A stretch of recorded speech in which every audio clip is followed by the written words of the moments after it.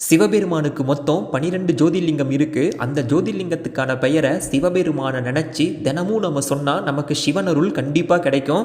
நிறைய பேர் இந்த மந்திரத்தை ஒரு முறை சொன்னாலே நமக்கு பாவம் போகும், எல்லா பாவத்தில இருந்தும் விடுபடலான்னு சொல்லுவாங்க. அது உண்மை கிடையாது.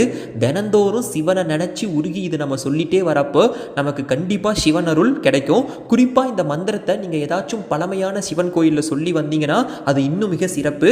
மந்திரம் என்னன்னு இப்போ பார்க்கலாம். ஓம் கேதாரேஸ்வராய நம, ஓம் சோமநாதேஸ்வராய நமः, ஓம் மகாகாளேஸ்வராய நமः, ஓம் விஸ்வநாதேஸ்வராய நமः, ஓம் வைத்தியநாதேஸ்வராய நமः, ஓம் பீமநாதேஸ்வராய நமः, ஓம் நாகநாதேஸ்வராய நமः, ஓம் ஓங்காரேஸ்வராய நமः, ஓம் திரையம்பகேஸ்வராய நமः, ஓம் குஸ்ருணேஸ்வராய நமः, ஓம் மல்லிகார்ஜுனேஸ்வராய நமः, ஓம் ராமநாதேஸ்வராய நமः.